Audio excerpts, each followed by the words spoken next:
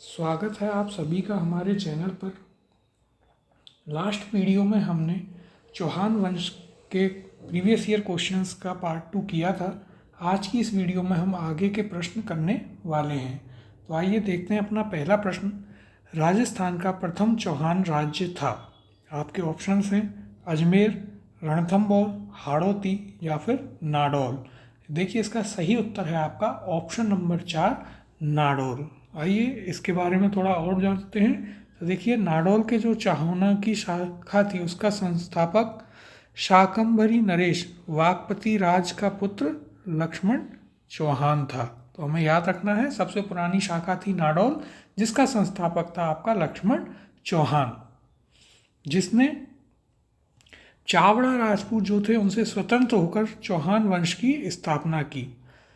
और शाकंभरी के चौहानों के बाद यह प्रथम चौहान राज्य था। यह चीज़ हमें याद रखनी है। इसके बाद चलते हैं अपने अगले प्रश्न पर। तो जालौर के चौहान वंश का संस्थापक कौन था? आपके ऑप्शंस हैं कान्हड़देव, कीर्तिपाल, रतन सिंह या फिर हमीरदेव। इस प्रश्न का सही उत्तर है आपका कीर्तिपाल, ऑप्शन नंबर 2। तो देखिए नाडौल शाखा का जो कीर्तिपाल या फिर कीतू था, उसने जालौर को परमारों से छीनकर अपने अधिकार में लिया तथा वहाँ पर चौहानों की जालौर जो शाखा थी या जालौर वंश था उसकी स्थापना की। और हमने पढ़ा है कि प्राचीन जो शिलालेख थे उनमें हमें जालौर का नाम मिला था जवालीपुर, और जो किला था उसका नाम मिला आपको स्वर्णगिरी का किला, जिसको अब आप सोनागढ़ का किला भी कहते हैं। अगला प्रश्न है आपका जालौर पर सोनगरा चौहानों ने किसे पराजित कर अपना अधिकार किया? आपके ऑप्शंस हैं परमार, प्रतिहार, राठौड़ या फिर चालुक्य। तो इसका सही उत्तर है आपका ऑप्शन नंबर 1 परमार। जालौर पर जो है कीर्तिपाल जो था उसने वहाँ पर परमारों को हराया व उनसे अधिकार छीनकर वहाँ पर चौहानों की जालौर शाखा का जो है उसको स्थापित किया। अगला प्रश्न है कान्हड़देव कहाँ का शासक था? आपके ऑप्शंस हैं मेवाड़, रणथंभौर, जालौर या फिर सांभर। तो देखिए इसका सही उत्तर होगा आपका ऑप्शन नंबर 3 जालौर। कान्हड़देव जो है वह जालौर का शासक था। वह इसके बारे में एक महत्वपूर्ण घटना जो है तो वो थी इसकी कान्हड़देव और अलाउद्दीन खिलजी का जो है एक दीर्घकालीन संघर्ष चला था, जो कि आप हिस्ट्री में पढ़ते हैं। अब आपका अगला प्रश्न है जालौर के अलाउद्दीन का समकालीन शासक कौन था?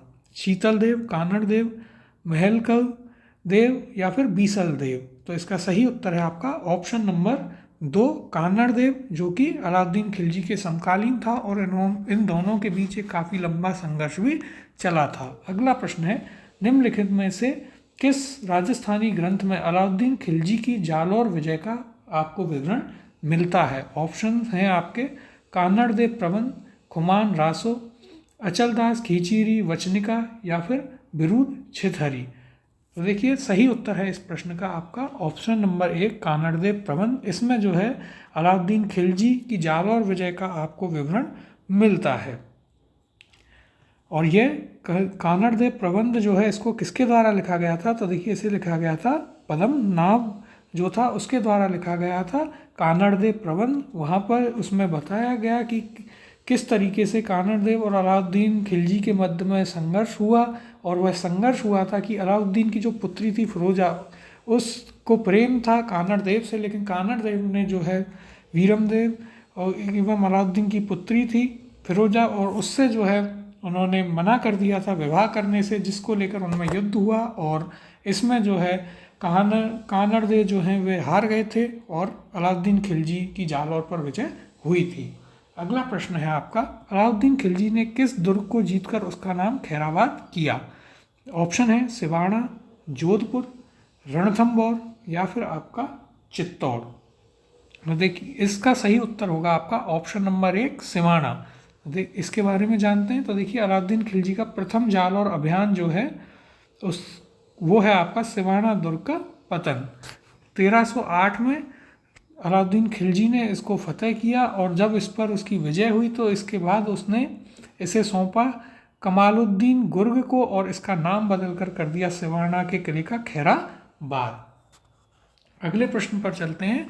फरिश्ता के अनुसार अलाउद्दीन खिलजी का जालौर पर द्वितीय आक्रमण किस वर्ष में हुआ था? आपके ऑप्शन हैं 1306, 1308, 1310 या 1311।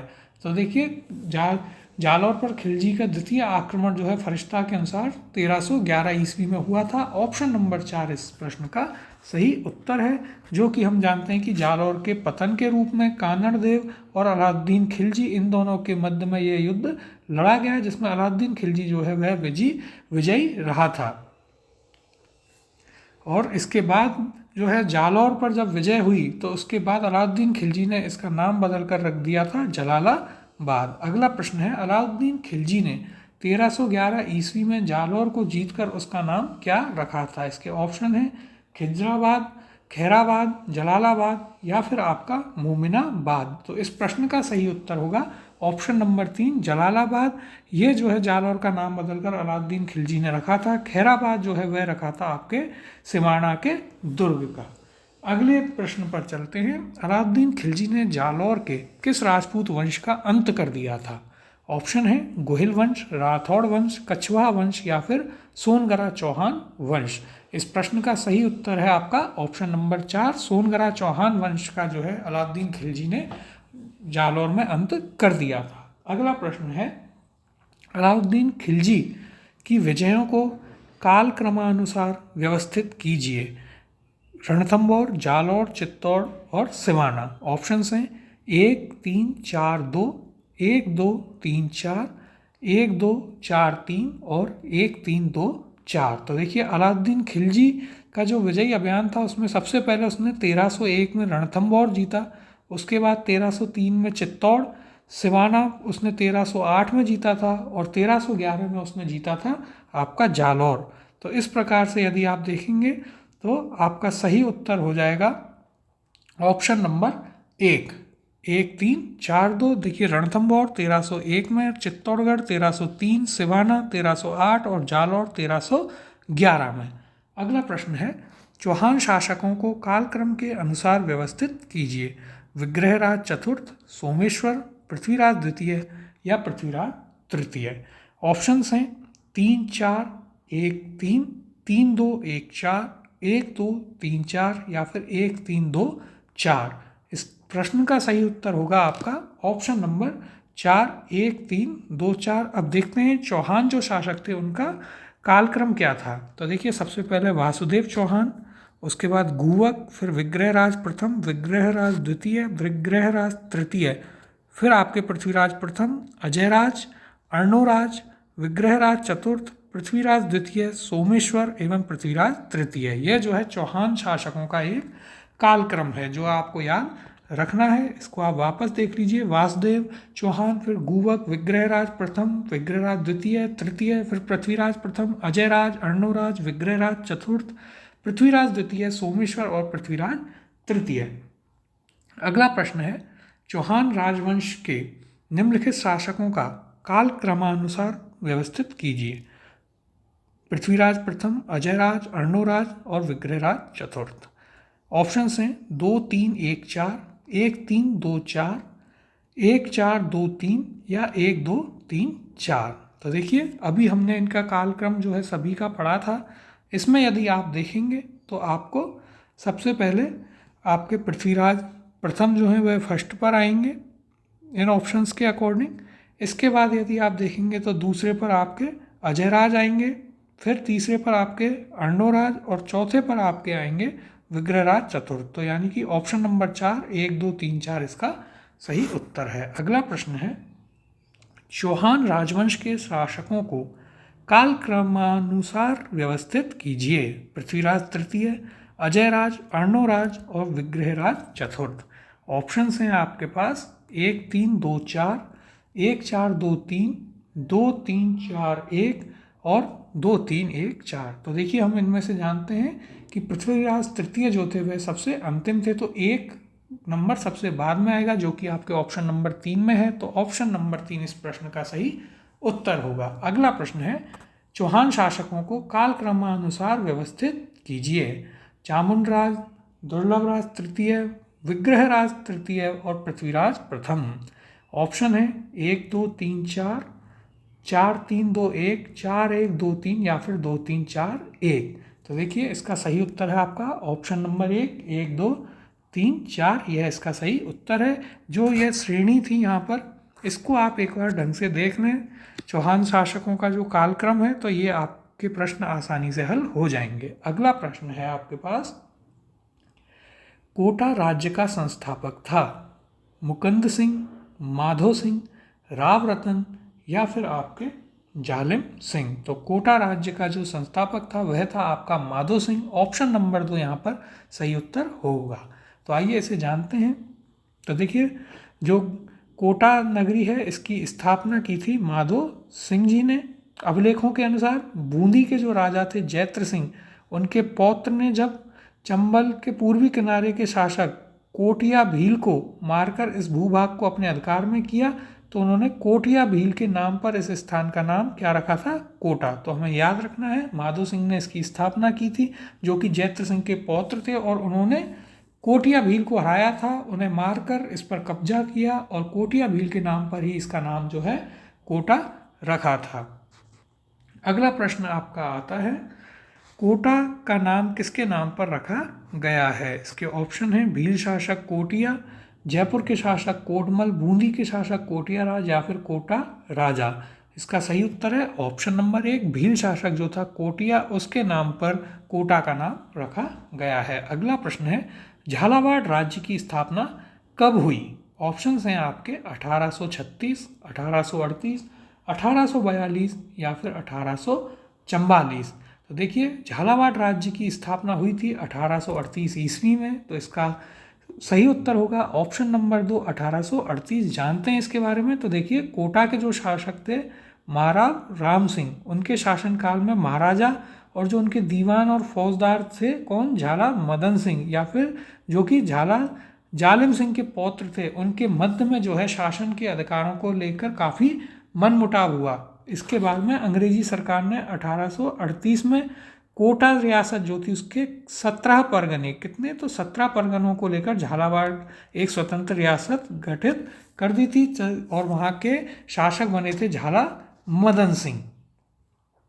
और झालावाड़ जो है अंग्रेजों द्वारा स्थापित की गई राजस्थान की दूसरी स्वतंत्र रियासत थी। पहली 1817 में बनी थी टोंक। ये आपको इम्पोर्टेंट पॉइंट हैं जो याद रखने हैं। देखिए, झालावाड़ की स्थापना होती है 1838 में, और क्यों हुई? क्योंकि कोटा के जो उस समय के शासक थे महाराव राम सिंह और जो उनके दीवान थे झाला मदन सिंह, उन दोनों के बीच में काफ़ी अनबन थी, मनमुटाव हो गया था शासन को लेकर, जिसमें अंग्रेज सरकार ने दखल देकर 1838 में 17 परगने झालावाड़ को दिए और एक नई रियासत का गठन किया। झालावाड़ जो है अंग्रेजों द्वारा राजस्थान में गठित दूसरी स्वतंत्र रियासत थी। पहली बनी थी आपकी टोंक 1817 में। आगे प्रश्न देखते हैं। अंग्रेजों ने मांगरोल युद्ध 1821 ईस्वी में कोटा महाराजा के विरुद्ध किसकी सहायता की थी? आपके ऑप्शन हैं बलवंत सिंह, बन्ने सिंह, जालिम सिंह या फिर शंभू सिंह। तो देखिए, इस प्रश्न का सही उत्तर है आपका जालिम सिंह, ऑप्शन नंबर 3। इसके बारे में जानते हैं। देखिए आगे, तो जो कोटा के महाराव थे किशोर सिंह और कोटा के जो उस समय फौजदार थे झाला जालिम सिंह, उन दोनों के मध्य प्रशासनिक अधिकारों को लेकर तनाव की स्थिति आ गई, और इसी दौरान जो है अंग्रेजों ने कोटा के साथ एक गुप्त संधि की, जिसके अनुसार जो राज्य के प्रशासनिक अधिकार हैं उनका प्रयोग झाला सिंह और उनके वंशज करेंगे, तथा महाराव जो थे उनके वंशज राज्य के शासक बने रहेंगे। लेकिन होता क्या है कि किशोर सिंह जो थे उन्होंने इस संधि को रद्द कर दिया था और स्वयं ही सत्ता अपने हाथ में ले ली और उसका शासन चलाने लगे। और जो जालिम सिंह थे वे अपने अधिकार छोड़ने के लिए कतई तैयार नहीं हुए। इसके बाद अक्टूबर 1821 में महाराव किशोर सिंह और जालिम सिंह झाला जो थे उन दोनों के बीच में बारा के पास मांगरोल में युद्ध हुआ, और इस युद्ध में जो है मेवाड़ महाराणा भीम सिंह जी जो थे उन्होंने मध्यस्थता की तथा एक समझौता कराया, जिस समझौते में ये चीज़ें तय हुई कि महाराव जो हैं वो निजी कार्यों में उनके निजी कार्यों में जालिम सिंह झाला हस्तक्षेप नहीं करेंगे और झाला के जो राजकाज होंगे उनमें महाराव जो है वो किसी भी प्रकार का दखल नहीं देंगे। और यदि हम देखें ये जो मध्यस्थता हुई और जो एग्रीमेंट हुआ तो उसका परिणाम ये हुआ कि एक तरीके से जालिम सिंह झाला जो है वो प्रशासन में सर्वोच्च हो गए थे। अगला प्रश्न देखते हैं, हुंजा नामक घोड़ा किसका था? मेवाड़ के राणा प्रताप का, बूंदी के उम्मेश सिंह का, आमेर के मान सिंह का, या फिर मारवाड़ के मालदेव का। तो हमें बताना है हुंजा जो था वह किसका घोड़ा था। तो देखिए हुंजा नामक घोड़ा जो है वह आपके बूंदी के उम्मेश सिंह का था। ऑप्शन नंबर 2 इसका सही उत्तर है। इसके बारे में जानते हैं। तो देखिए राजस्थान में मराठों का जो सर्वप्रथम प्रवेश होता है तो वो होता है आपके बूंदी में, जब बूंदी के बुद्ध सिंह की जो कछवा रानी थी आनंद कुंवरी, उन्होंने अपने पुत्र उम्मेश सिंह के पक्ष में मराठा सरदार होलकर और राणोजी को यहाँ पर आमंत्रित किया था उम्मेश सिंह को राजा बनाने के लिए। तो उम्मेश सिंह को एक राजा ने जो है हुंजा नामक इराकी घोड़ा जो है वह उपहार में दिया था। तो यहाँ से आपको एक और एक्स्ट्रा पॉइंट मिलता है कि मराठों का राजस्थान में सर्वप्रथम प्रवेश बूंदी में होता है, जो कि उम्मेश सिंह के लिए होता है उन्हें राजा बनाने के लिए। अगला प्रश्न है, झाला जालिम सिंह के बारे में कौन सा कथन सही नहीं है?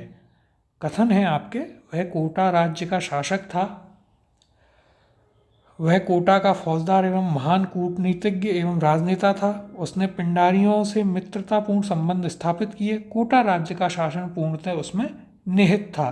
तो देखिए यहाँ पर आंसर है आपका ऑप्शन नंबर 1, वह कोटा राज्य का शासक था। यह आपका गलत कथन है क्योंकि वह कोटा राज्य का फौजदार था, ना कि शासक। और जालिम सिंह के बारे में यदि हम जाने तो ये जो है जो कोटा के शासक थे राव उम्मेश सिंह, उनके समय में कोटा राज्य का एक प्रशासक बना या फिर फौजदार बना। इसके मराठों से, अंग्रेजों से और पिंडारियों से अच्छे संबंध थे और इन्हीं के कारण जो है कोटा इन तीनों सत्ताओं से बचा रहा। इसी और लेकिन हमने पढ़ा था कि जालिम सिंह झाला जो थे उन्होंने ही जो है सर्वप्रथम अंग्रेजों से 1817 में सहायक संधि की थी। बीच में इन्हें जो है 1762 से 1768 तक कोटा से हटा दिया गया, तब ये उदयपुर की सेवा में रहे। और हम आगे जानते हैं कि जब आगे विवाद होता है महाराव किशोर सिंह और जालिम सिंह झाला में, तो जो है आपके मेवाड़ महाराणा उसके बीच में संधि कराते हैं, तो उसका एक कारण यह भी था। और इनकी जो सेवाएं थी उनसे प्रसन्न होकर उदयपुर महाराणा ने इन्हें राज राणा की उपाधि से सम्मानित किया था, वहाँ पर जागीर दी थी। तो आपको याद रखना है जालिम सिंह झाला को राज राणा की उपाधि किसने दी थी? तो वो दी थी उदयपुर महाराणा ने। अगला प्रश्न है, चौहान वंश के संस्थापक सहसमल की राजधानी क्या थी? ऑप्शन है आपके चंद्रावती, अचलगढ़, सिरोही या फिर शिवगंज। इसका सही उत्तर है आपका ऑप्शन नंबर 1 चंद्रावती। यह चौहान वंश का जो संस्थापक था सहसमल, उसकी राजधानी थी। इसके बारे में पढ़ते हैं। तो देखिए सिरोही में जो चौहानों की देवड़ा शाखा है उसका शासन था और उनकी राजधानी थी चंद्रावती, जो हमने अभी क्वेश्चन में किया। बाद में सहसमल जो था उसने सिरोही नगर की स्थापना की और उसे अपनी राजधानी बनाया था। अगला प्रश्न है, निम्नलिखित में से कौन सी पुस्तक चौहानों के इतिहास के बारे में जानकारी का स्रोत नहीं है? सुरजन चरित्र, हम्मीर महाकाव्य, पृथ्वीराज विजय या फिर आपका हर्ष चरित्र। तो देखिए ऑप्शन नंबर 4 इसका सही उत्तर है। हर्ष चरित्र जो है वह आपके चौहानों के इतिहास के बारे में जानकारी नहीं देती है, लेकिन जो हर्ष चरित्र है वह बाणभट्ट ने रचित की थी, जिसमें हर्षवर्धन जो था उसके बारे में लिखा गया है। तो देखिए यहाँ पर भी लिखा हुआ है हर्षचरित्र जो है बाणभट्ट द्वारा रचित है, जो कि संस्कृत का सबसे प्राचीन ग्रंथ है, जिसमें हर्षवर्धन का जीवन चरित्र वर्णन मिलता है। ये आपके प्रीवियस ईयर क्वेश्चंस थे चौहान राजवंश से संबंधित। अब हम अगली जो वीडियो होगी उसमें मेवाड़ या फिर गोहिल सिसोदिया वंश जो है उनके प्रीवियस ईयर क्वेश्चंस करेंगे।